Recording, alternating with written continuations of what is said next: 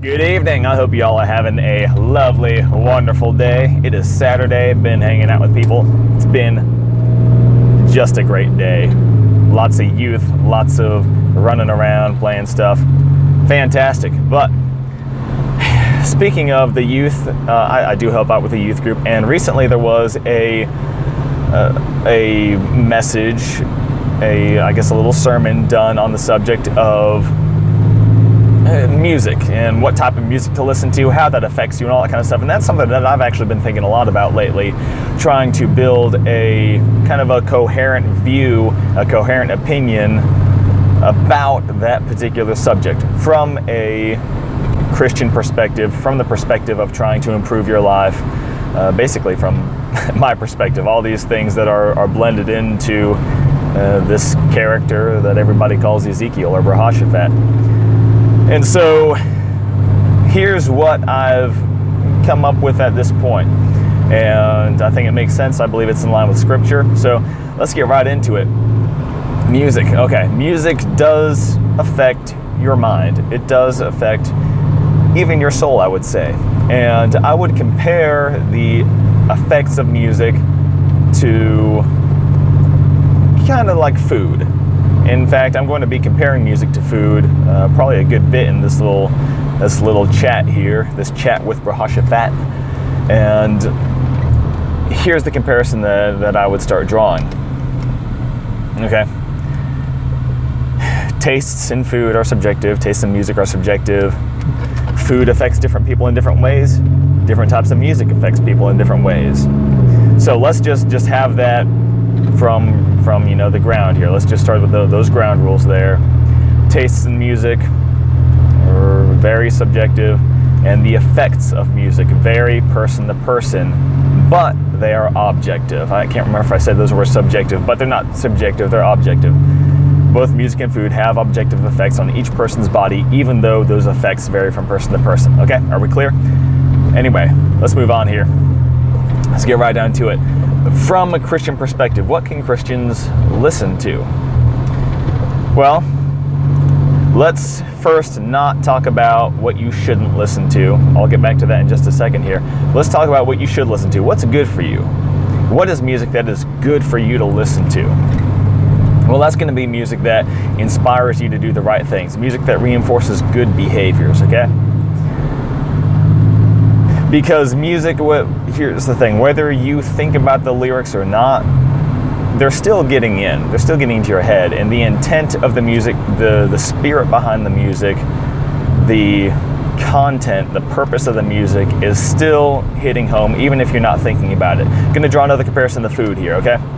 If you stuff yourself with junk food, then it's going to have an effect on you whether you care about those effects or not. I know some people, they just stuff themselves with whatever, they eat whatever, they don't care about it, and that can come back to bite them later. They don't worry about, how much they're eating, what it's made of, or anything like that, where it comes from. They just eat and eat and eat, and there are consequences to that. Music can be similar. Like I said, it is food for your mind, and you want to make sure that your mind is fed with the right stuff. And you might say, well, I only listen to it for the tune or the beat. I like it musically. I like the instrumentals of the song or something like that. But I don't listen to the lyrics. I don't like the lyrics. Of course I don't like the lyrics. In 2 Corinthians, it's second or first, I can't remember. Somewhere in one of the Corinthians, it says, love does not delight in evil. And I think that applies here. Do not delight in the evil of these songs. Okay, I think pretty much everybody as Christians can understand that. We shouldn't delight in the evil that a lot of modern music is about. Okay, so that's cut and dry. And if you didn't already understand that, then wow, I'm sorry, but anyway, that's the way it is. You shouldn't be delighting in evil. You shouldn't be taking pleasure in the evil subject matter of some of this modern music. That's just the way it is. But as far as can you ignore the lyrics and just enjoy the music? Well, I would again draw the comparison to food here. You can't say, oh, well, I just eat junk food for the taste. I'm not thinking about all the stuff in it that's bad for me. That makes no sense. And we understand that makes no sense because food has an objective effect on the body. Well, music has an effect on your mind. Like I said, that message, that content, that intent is still getting there. And it does affect people in different ways. Some people, it doesn't seem to affect them at all. Like me personally with food. It seems to me like I can eat pretty much whatever I want without gaining weight, for example. Other people, they have to watch their carbs, watch their sugar, things like that. For me, I eat pretty much whatever I want as long as I don't eat too much of it. That's how my particular body works. My body is more about portions than about what the content is. Now, content still doesn't matter. Obviously, you want to get plenty of protein, you want to get plenty of vitamins, stuff like that. But I've never gained weight because my diet got too carb heavy or anything like that. It hasn't happened. But that doesn't mean that you should assume, oh, well, Ezekiel doesn't gain weight when he eats lots of carbs, so that means I can eat lots of carbs. Not necessarily. You might be somebody who reacts to carbs in a very serious way. I even have immediate family members. Koth Eli, he's got to watch his carb intake if he needs to, if he wants to keep his weight under control. I really don't. So even within the same family, you know, we've got similar genetics and everything. His body works in a totally different way than mine does. So when you're trying to decide where to draw the line on what kind of music you listen to and whether or not this bad music is going to affect you negatively, don't compare yourself to other people. You've got to be self-aware. You've got to be paying attention to what you do, how it affects your mind, what's going through your mind, your behaviors, your attitudes, your thoughts. You got to keep tabs on all of this. Okay? So that's my perspective on listening to bad music. Okay? Bad music, whatever. Now, as for good music, what is my experience with that? Well, at this point, personally, I think I could probably listen to whatever I want and not face consequences. However, I don't. I listen primarily to Christian music. I would say 99% Christian music and then like a little bit of Froggy Fresh because it's fun and it's silly and I like it. Whatever. Judge me. It's fine. I like stupid music, deal with it. But, you know, most of it, 99% of it is Christian music, and that's what I like. And part of that is because my taste in music is very lyrically driven. I love the instrumental portion of what I listen to also, but there's a heavy lyrical element to my taste in music. And songs that I didn't like at first, I'll go look up the lyrics because I listen to like a lot of metal and stuff. I can't always understand the lyrics the first time around. I'll look up the lyrics and then I fall in love with the song, and then it just meshes with me like that. So that's where I'm at with music right now. Is I listen almost exclusively to Christian music, and you know what? I think that it is beneficial. And even though I can listen to other types of music, for the most part, I really just don't. Because I want the good food from that good music. I want the good mental and spiritual nutritional value of that music. And here's what I mean. I cannot count the number of times that the music I listen to has had an impact on my attitude, my thoughts, my behavior, my emotional state, things like that. And you want those impacts, because we all know that music does impact you like that. It does impact your thoughts. It can impact your behavior. It affects your attitude. It affects how you view the circumstances of your life, how you feel in a moment. It does have an effect on that.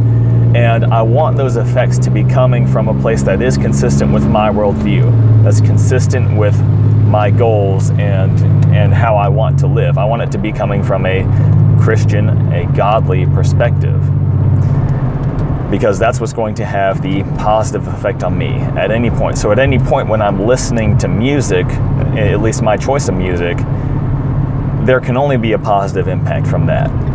And I like that. And I cannot count the number of times when the music I listen to has inspired me to forgive more, or to be more loving, or to stay the course in the battle against certain sins. I'm an ex-porn addict, and even today I'm severely tempted sometimes. And songs like "Back Again" by Disciple, for example,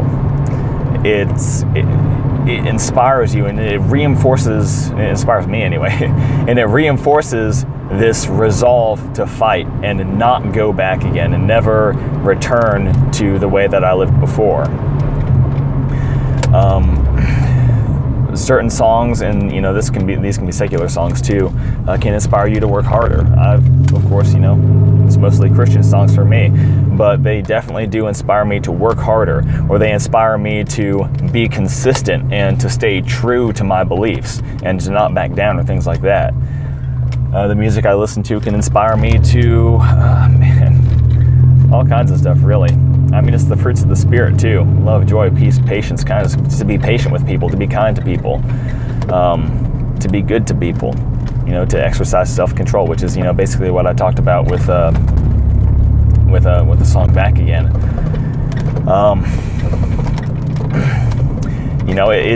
They can reinforce hope for the future, for paradise, for heaven. The hope that I have even in death, the hope that I have of, what comes after that. And really not worrying about what happens in life. And that's another thing too.